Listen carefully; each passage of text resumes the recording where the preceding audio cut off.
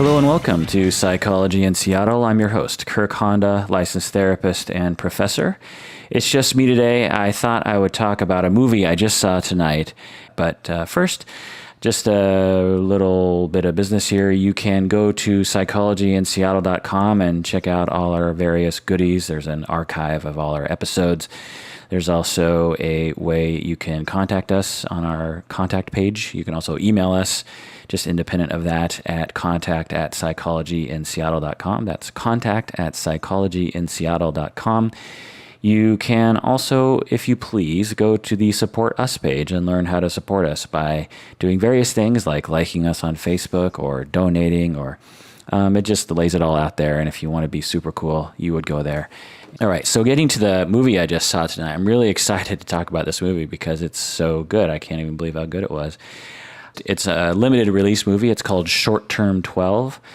It just opened in Seattle here at a couple small theaters. It's an indie film written and directed by Destin Daniel Cretton. On Rotten Tomatoes, it has a 98% rating. I'm guessing this movie isn't going to become very well known because it doesn't really have that kind of marketing behind it, and it also isn't the sort of movie that I think people want to see when they see a trailer for it.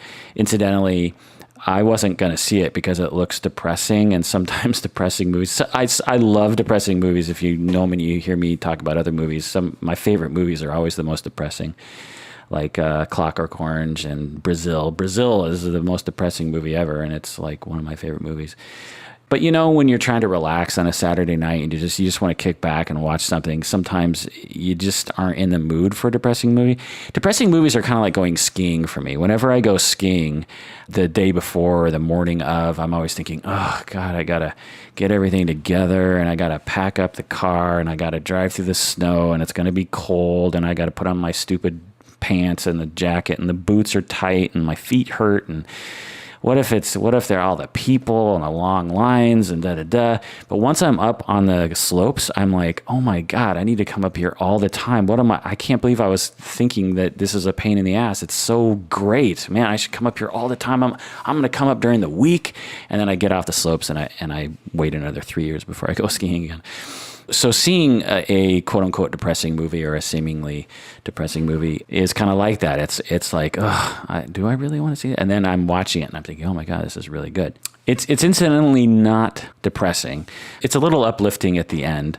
There's a lot of emotion in it, a lot of sadness, a lot of pain, a lot of anxiety. I thought that they portrayed anxiety really well. Anxiety is hard to portray in movies. If you don't want me to spoil the movie, I wouldn't listen to this episode. I'm going to try not to spoil it so much by like giving away the plot because it's not really that important. I'm mainly just going to talk about my reaction to the movie and maybe some of my own experiences that kind of reflect the story a little bit. It's about a group home where there are a bunch of kids, maybe 12 kids, maybe that's why it's called Short Term 12, I'm not sure. The kids live there for, anywhere from 6 months to 3 years. They're teenagers, and they're there for various reasons. They are having behavioral problems, and their parents can't handle them, or there's neglect or abuse or something, and they end up in the state or county system, and they end up in these group homes. And the movie is also about the staff who work. It's mainly about the staff who work there, actually. So the movie mainly follows two of the staff who are boyfriend-girlfriend, and they're young. They look like, I don't know, maybe they're 25 or something, and they work at the group home, and they also have a relationship outside the home. The movie is mainly about their work in the home and about the teenagers who live there. I think it was extremely well written. It's shot pretty well, I thought, too. The writer-director really knew how to portray the various emotions without making it cheesy. There was never a moment in the movie where I was like, oh, come on, that's so ridiculous. And I often think that in movies. And actually, the movie was short. It was only 96 minutes. And I know in the old days that would have been a standard movie. But today, I feel like all movies are, 2+ hours. And often I'm thinking, they probably could have shaved off 20 minutes and made it a better movie. Well, this movie felt like it just flew by, and it was just 96 minutes. So, again, if you're, a little skittish about seeing a movie that has some difficulty in it, you only have to endure 96 minutes. But really, I was wanting it to go on another 3 hours. It was just that interesting to me. So while I was in the movie, I was annoyingly to my neighbors taking notes on my iPhone. I turned down the screen intensity so it wasn't blinding. And every once in a while, I would pull out my iPhone and take a little note to myself. So I'm just going to go through them. One of the things that they portray in the movie is that the kids are in the group home voluntarily, so to speak, that they can leave whenever they want, and the staff can't do anything about it. And this is kind of an interesting thing. There's group homes in Seattle that I've worked with as a therapist. Like I'll have a client that ends up in a group home. And before I was a therapist, actually maybe while I was in grad school, getting my master's 20 years ago, I worked in a group home briefly. So it was interesting to watch this movie, given my own experience with these group homes. And again, I thought that they did it pretty accurately. I remember working at this one particular group home up in Everett, and sometimes kids would leave. And it was always this major pain in the butt because the higher ups put a lot of pressure on the staff, who would be me and like a few other people that would be in the home, to make sure that the kids are safe and that they don't run.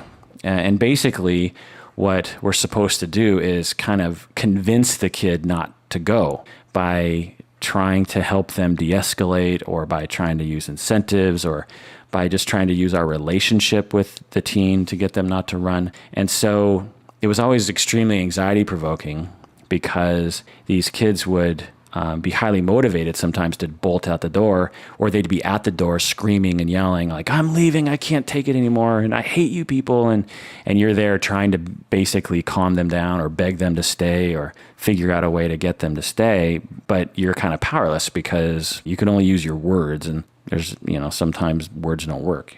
The group home that I worked in was a renovated house. It was just in the middle of this suburban neighborhood.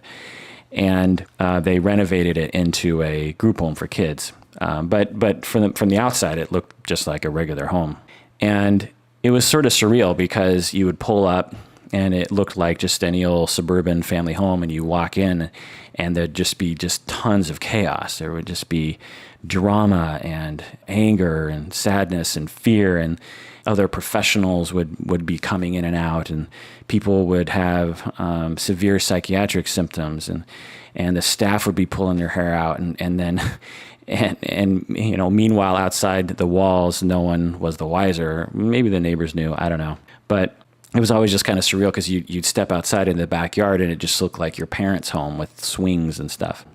Early in the movie, they portray a therapeutic hold. I don't know if that's a common term for it, but when I worked in the group home and other jobs that I had before I was a therapist, we would call them therapeutic holds. That's kind of a euphemism for basically when you restrain a client physically. And they portrayed this a few times in the movie. And I thought that they dealt with it really well because the experienced staff, when they're doing the therapeutic hold, they seem to be completely at ease with it, even though it seems traumatic and the child is freaking out and they need to restrain this person. They're just taking it as a matter of their job, and it's not a big deal to them. I remember very occasionally having to give therapeutic holds. I usually tried to avoid clients like that. There were people that worked in these group homes that were much more adept at their job than I was. I wasn't very good as a group home counselor. I was mainly kind of like a fill-in person. There were people that worked in these homes that were they were just so good at this sort of thing. They knew how to de-escalate situations like that. They knew how to discipline. They knew how to get kids in line. I don't know if my skill set is really in that area, the ability to corral groups of defiant kids. I'm not a very good disciplinarian.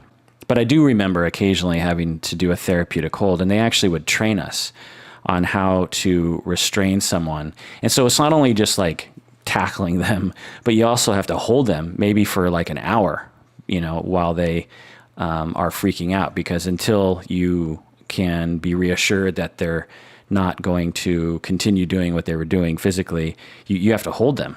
So they've developed these techniques to hold people in a way that reduces the likelihood of people getting hurt.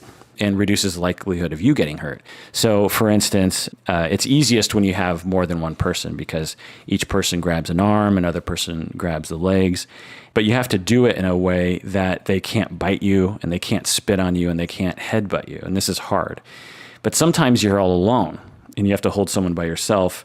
And this is done by kind of locking their arms and sitting down behind them.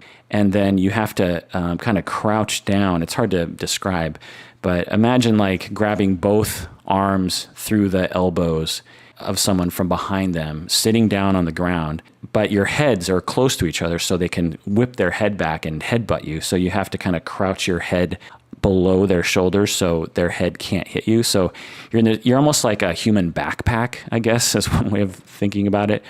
It's very uncomfortable to do. And as I talk about this, I think like, how much were they paying us? I mean, they couldn't have been paying us much more than minimum wage.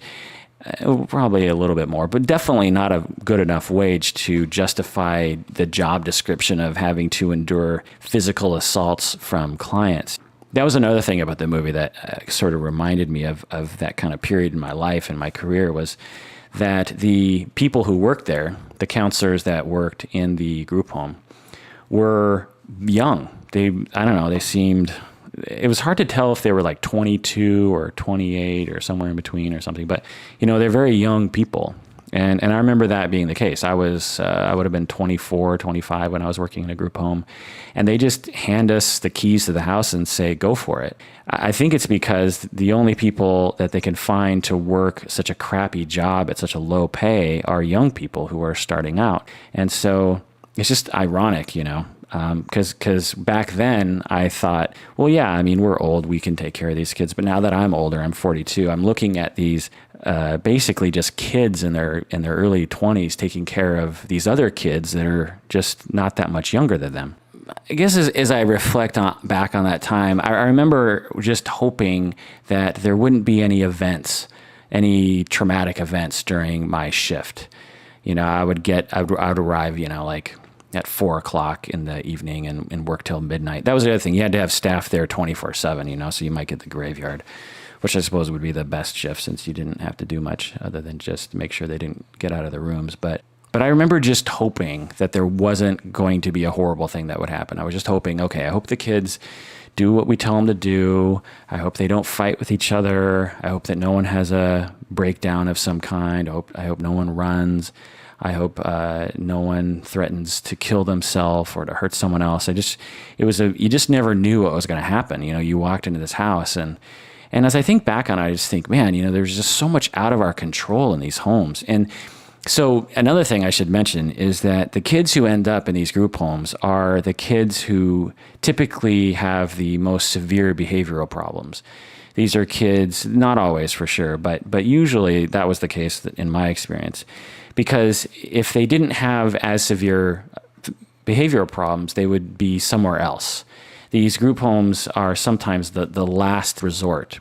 It's very expensive for the state or the county to pay for these services, to have a kid in a home and have to pay for the home and pay for the staff and all that stuff. It's expensive. So if they can find like a foster home or a relative or even one of their parents, if available, to take care of them, then the state would much rather have them do that. But the reason why they are in group homes is typically because their behavior was so difficult that the foster parents or the relatives couldn't handle them. And so as a young staff member, I just didn't feel prepared or trained to be able to deal with that. Another thing I want to mention that the movie did really well, I thought, was there's a scene where someone cries. There's actually a few scenes where people cry, but there's one scene where one of the teenagers cries. And I thought that the director dealt with it really well. One of the things that really bothers me about movie crying, when actors cry in movies, is that they often cry in such a way that it plays it up for the camera. They're very exposed. Their face is very exposed. I imagine directors say, we got to see the tears. We got to see the pain in your face. Well, in my experience, when people cry, they don't do that, especially when they're really crying, like sobbing. People tend to buckle over. They tend to curl in on themselves, and they tend to hide their face, especially boys, especially men, because of the shame that we have in our society about men and crying. It was a teenage boy that was crying. And the way that it was in the movie, he did that. He kind of buckled over. They also depicted anxiety really well. Like I said earlier, it's hard to depict anxiety in movies, I think.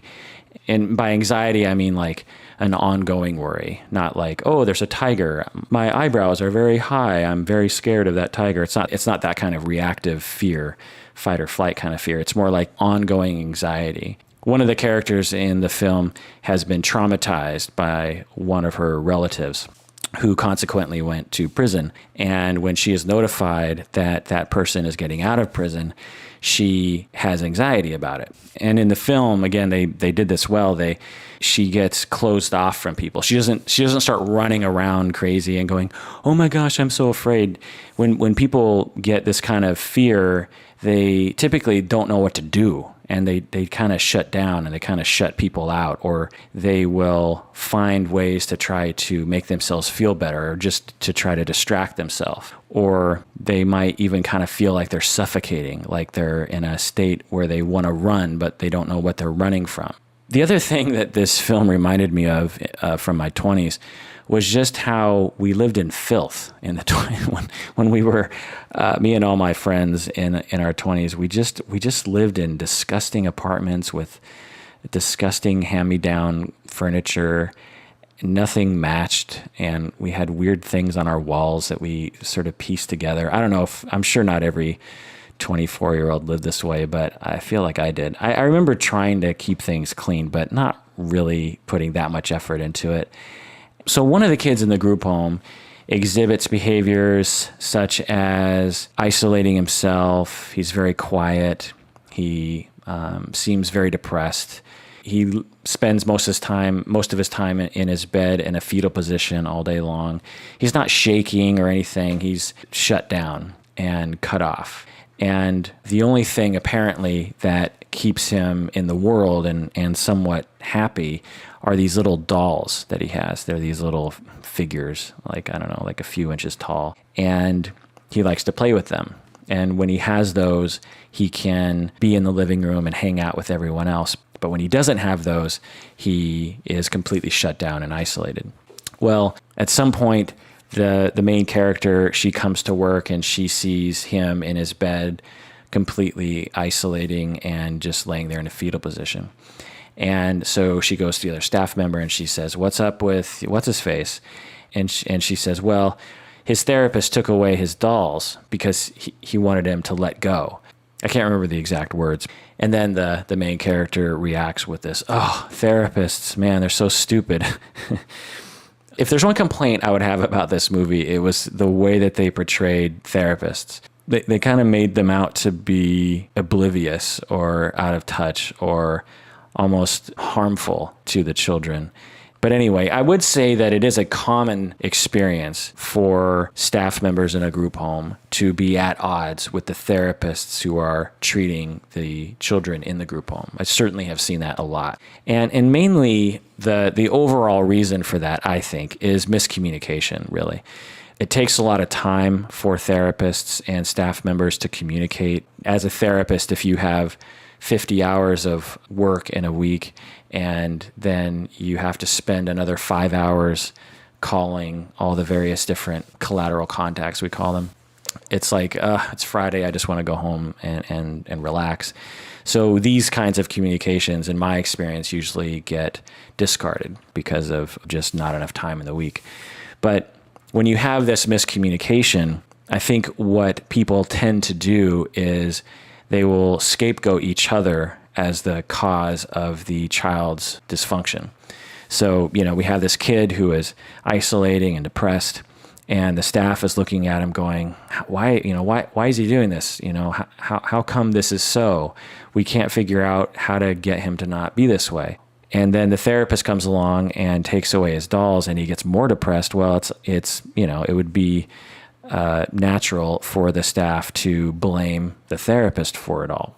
But it's unknown, and they don't talk about it in the movie. And of course, it's a fictional story, so there is no actual other therapist. But if this was a real situation, there's no way to know exactly what the therapist has in mind. I mean, maybe the therapist has a heart of gold and is on a good path with the child to figure out a way to make things better for the teenager. And there's going to be a temporary period where the kid is not going to be too happy. And maybe in the end, things will work out. Or maybe the therapist is horrible and is completely out of touch and has no idea what they're doing. And as a consequence, takes away the dolls, and now the kid is worse off. Either could be true. But without communication between the therapist and the staff, there's not a way for them to collaborate on these things. When I saw that scene, and a lot of scenes, I thought the writer-director must have worked in a group home or something, or must have, been close to the situation, because he certainly portrayed it well. Another interesting moment that I thought was very accurate was the main kid in the movie is this girl who arrives during the movie she arrives in the group home. And she's really struggling. She's having a hard time connecting, and she is being kind of a jerk to the staff. But, as the movie progresses, she starts warming up. The kids are starting to bond with her. The staff is starting to bond with her. And just when things seem to be going really, really well, the girl runs. She just runs out of the building and, runs away. And I just took this little note. I just wrote to myself, just when things are going well, she runs. And I remember that happening, not only in group homes, but just with this sort of work in general. I remember so many times thinking, wow, things are going really well with this kid. We finally are in a good place. Oh man, this is great. Things are looking up. Things are rosy. We're definitely never going to see the horribleness that we saw a month ago. Everything's going to be great. And then boom, the kid would have some kind of decompensation, or would have some kind of acting out, or some kind of event, and they'd be right back to where they were before. And it's just so discouraging when you're working so closely with these people. They really portray well how patient the counselors are. They endure so much of this up and down stuff with each of the teenagers, and they just keep going. And they never lose their cool. Well, in general, I mean, there's sort of a story arc where one of the counselors loses her cool to some extent. But in general, 99% of the time, the counselors are just super cool and super nice, and yet firm. They're not doormats. They definitely have their limits and their rules, but they just keep going. They've learned to accept that the kids do this sort of thing, and they're okay with that. And that leads me to another point, in that that very action of a teenager varying their behavior and having meltdowns and having good days and having bad days, and having the counselors be a stable base for them, and being patient and not reacting and always accepting of the kids, that action is extremely therapeutic. And it's one that I try to provide for all my clients, really. To put it into theory terms, in my interpersonal psychodynamic terms, I believe this to be very true, that through relationships, through whatever kind of relationship it is, but if we're going to talk about good relationships, stable, secure relationships, these relationships become internalized by the client. These teenagers often have experienced very insecure relationships and have experienced abuse. They've experienced rejection. They've experienced a lot of bad things and have internalized that. And they desperately want and need a secure relationship with someone that they can internalize, so they can have a better view of themselves and a better view of other people, and a more robust ability to regulate their own emotions. And the way that you do this is through reparative relationship experiences, either with a therapist or a counselor or a parent or a friend or just, a significant person in your life. And that's why, as a psychodynamic interpersonal therapist, I believe that the relationship between the client and therapist is extremely important. And in the movie, the counselors were providing this secure base for the kids, and that the kids were internalizing that and benefiting from it. Again, with the idea that through that experience, it changes their personality. It makes them feel better about themselves. They have less shame. They are more open to other people. They trust people more. They trust appropriately. They know how to detect who's trustworthy and who isn't. They begin to learn how to love others. They begin to learn how to love themselves. I find that in our cognitive behavioral dominated therapy world, we don't hear a lot of that kind of language. And I find it to be the most important thing I can provide as a therapist, is that kind of relationship that a client can benefit from. I find that when people talk a lot about the cognitive behavioral side, which I firmly believe in, I mean, cognitive behavioral therapy and all of its offshoots, they're all extremely useful. Believe me, I use them all the time. But I think that to just do that and neglect the possibilities that exist just within the relationship alone between client and therapist is missing a huge opportunity.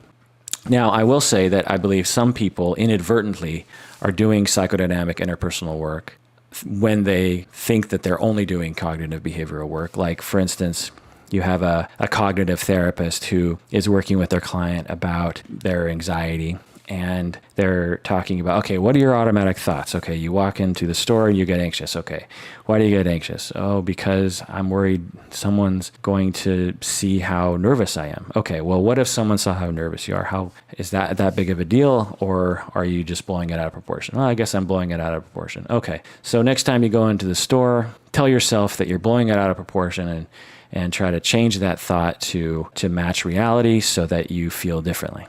So that's, just in a nutshell, off the top of my head, kind of a random cognitive therapy example. Well, the therapist, if they're strictly cognitive, is not thinking about the relationship very much. They're probably thinking about working relationship, and they're probably thinking about having a good rapport, but they're not thinking about how the relationship between the client and therapist is actually benefiting the client in a very real way. So say they do this over time, and the client and the therapist have a good rapport and a good working relationship, and that client experiences the therapist as not rejecting them. The client comes in and talks about all their crazy thoughts, and the therapist says, "You're not crazy. This is fine. You're totally normal. This is totally okay." And the client internalizes that non-rejection and that acceptance that the therapist is providing. And through that experience in that relationship, the client is transformed. So I believe that psychodynamic interpersonal work, like I said earlier, is being done by lots of therapists, whether they know it or not. But some people, I think, neglect it. Another thing that happened in the movie I thought was really interesting, and I thought that they dealt with it really well. So the counselor, the main character, what's her name in the movie?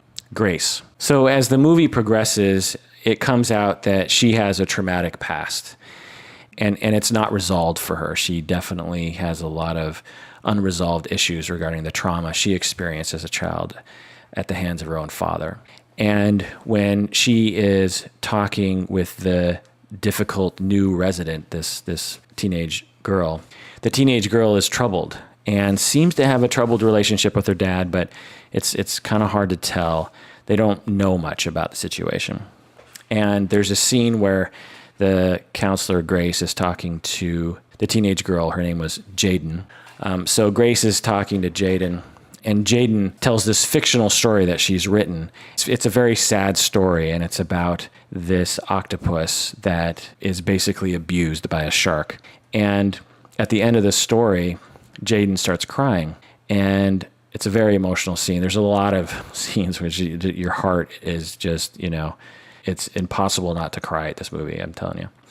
But Jaden starts crying, and because this fictional story about this octopus who's being abused by the shark seems to be a metaphor for her. And at the end of the story, she starts crying, and Grace, the counselor, asks Jaden. She says, "What does this have to do about? Tell me, what's on your mind?" And the kid doesn't say anything. She just is crying. And Grace says, "Does this have to do with your father? Is your father abusing you? I want to know so I can help you." And the teenager doesn't say anything. Well, so at this point, I was thinking in two different modes. In one mode, I was thinking as a human being. And as a human being, I was thinking, oh, it's got to be the father, man. Her father must be abusing her. This has got to be happening. But as a therapist, I was thinking, we don't know anything. All we know is that she is sad about something, that she's troubled about something, and she also has a strained relationship with her father. But that doesn't necessarily mean that her father is abusing her. A lot of people have strained relationships with their parents. So in the movie, it was clear that the counselor was convinced that the teenager was being abused by her father. But as a therapist watching it, I was thinking, you just don't really know that. And as a professional, you can't go around accusing people of things without having any data. So Grace, they show her writing in her notes, which I thought was also accurate. You spend a lot of time writing as a counselor or a therapist, especially in these group homes, because you have to write about everything that happened. So it's documented. And so they show that she's writing down what happened in her day, and lots of things happened, including this scene with the Jaden character. And the notes go to the therapist who is in charge of the group home. And so the next day, Grace arrives to work, and Jaden is gone. And she's like, where's Jaden? And they say, oh, her father came and picked her up. And she's like, what? And she goes to the therapist who's in charge, and she says, how come you let her go with her father? And the therapist says, well, her father came to get her, so there you go. And she says, didn't you see my note? Didn't you see what I'd written down? Didn't you see that? And the therapist says, yeah, I saw it, but what happened yesterday doesn't indicate that she was abused by her father. All you have is a story about an octopus and a shark and her crying. She didn't say anything, so we don't know. And she's like, it's obvious that the father is abusing, and I can't believe it. And so, you have this counselor, Grace, going with her gut, which incidentally turns out to be right. Spoiler.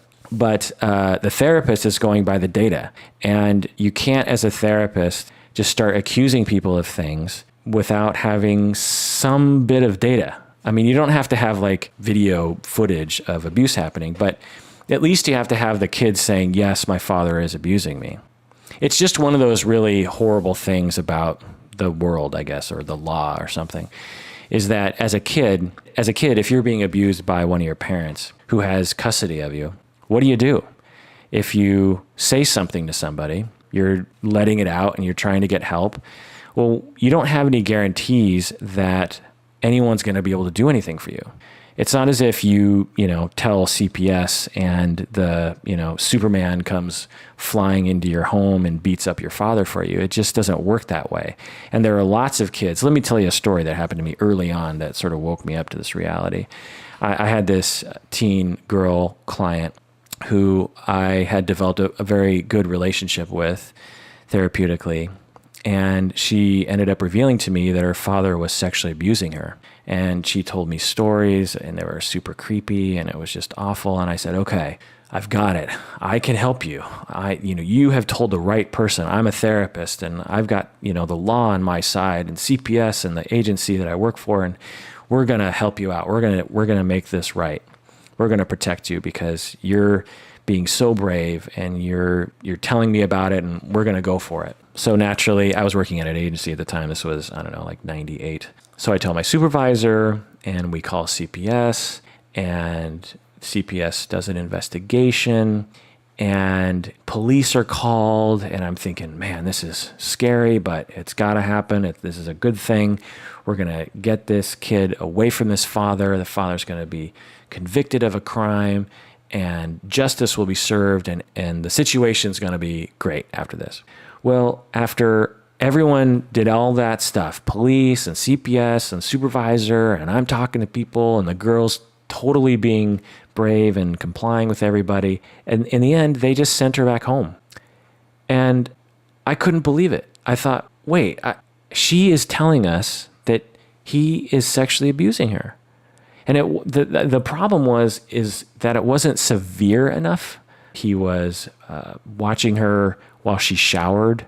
Like sometimes she'd be showering and she'd open her eyes and he'd be in the bathroom just looking at her, I think he was, just stuff along those lines. And maybe porn was involved so because we didn't have a more severe story, they didn't do anything. They just told him, the father, to stop, and they put her back in the home. And now, after going through this so many times, I understand why. And I don't think it's a good thing, by the way. The reason why is because the state doesn't have money enough to pay for every issue that comes to them. If they had more money, they probably would do more.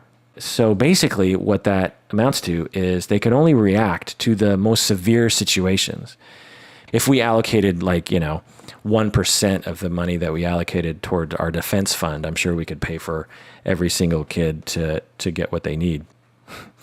And so getting back to the movie, there's this scene where Grace, the counselor, is yelling at the therapist and screaming at him and saying, "This kid is being abused by her father and you let her go home with the father. What's wrong with you?" And she's screaming at him. And he says, "Yelling at me is not an effective form of communication." And it seemed like such a dick thing to say in the moment. And I have to say, it is a dick thing to say. I can't stand it when therapists talk like this in their personal life. I mean, it's fine if it's a client that's freaking out and you say, "Look, yelling at me is not going to work here." But in your personal life or in your collegial life, to use those kinds of ridiculous therapist statements towards your colleagues, I just find to be extremely annoying. I have a supervisee who was renting an office from another therapist. And the landlord slash therapist was doing some horrible things. Like she would schedule a client in the office and going through all the normal protocols that the landlord had set up. And then at the last minute, the landlord slash therapist would just rent it to someone else. And she'd be standing there with a client going, where am I going to talk to my client? So when my supervisor told me this, I was like, oh my God, that's ridiculous. That's horrible. So you need to talk to him about this. And so she goes to him, and she's a level-headed person. And so she has this conversation with him, and he keeps saying all these like really ridiculous things, like, "We never agreed to that." And she would say, "Hey, look at the contract. It says here that if I do it this way, then that locks me into the office. You can't just bump me out of the office at the last moment. Plus, it's horrible to my clients." My supervisee was getting angry at him. I wasn't there. She was describing this to me. And then he said something like, "So I see that you're very angry right now." Something like that. I think it was, something very close to that.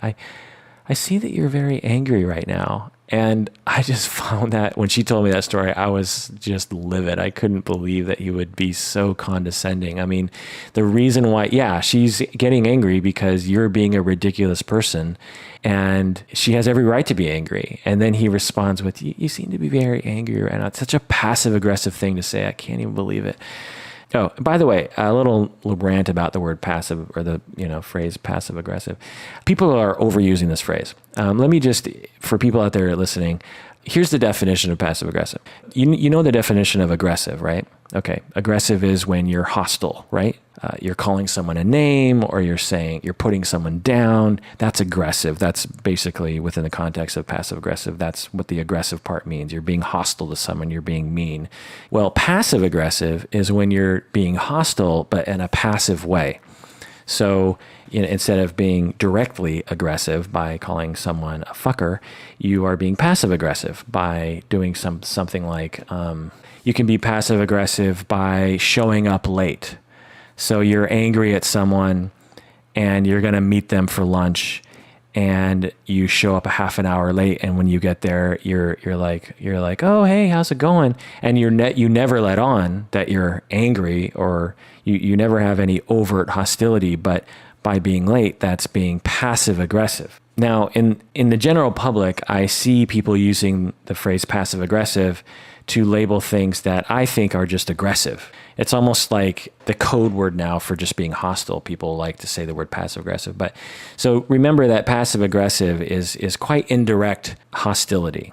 And that if someone is being sort of obviously hostile, then just call them hostile or call them aggressive or something. But don't call them passive aggressive, because it's annoying to me. So so if you don't want to annoy me, don't do that. And God knows everyone was put on this planet to not annoy me, right? And the last note I have here on my iPhone is that the actress who played Grace, the counselor, what's her name? Brie Larson. She has a very good baseball bat swing. As a athlete myself, I grew up playing a lot of sports.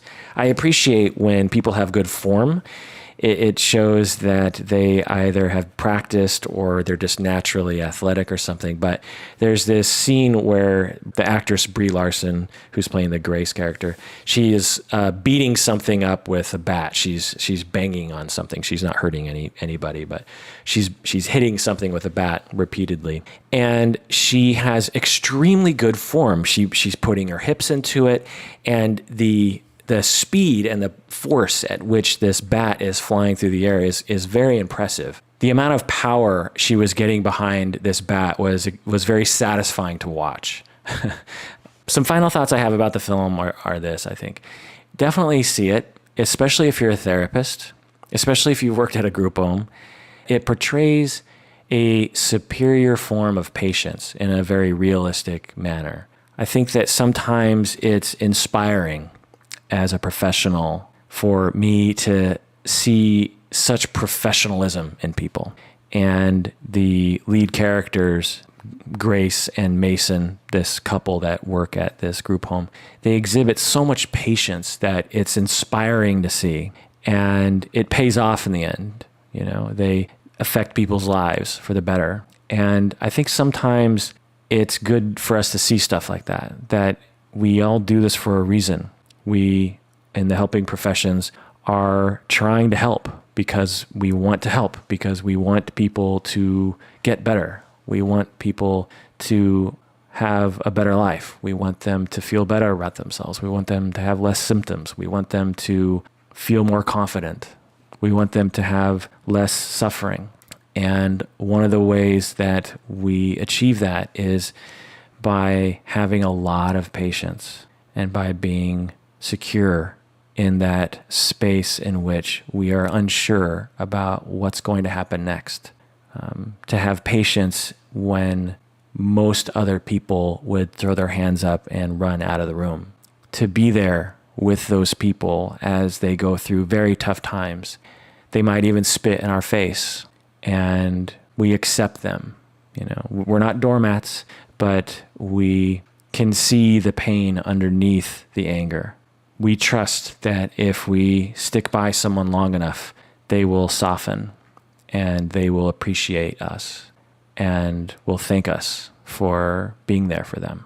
I think it's very easy to forget that is why a lot of us got into this profession. So if I think there's one takeaway from this movie, it's that inspiration. All right, well, that does it for my review of the movie Short Term 12. And it also does it for this episode. So thanks for joining me. And remember to take care of yourself because you deserve it,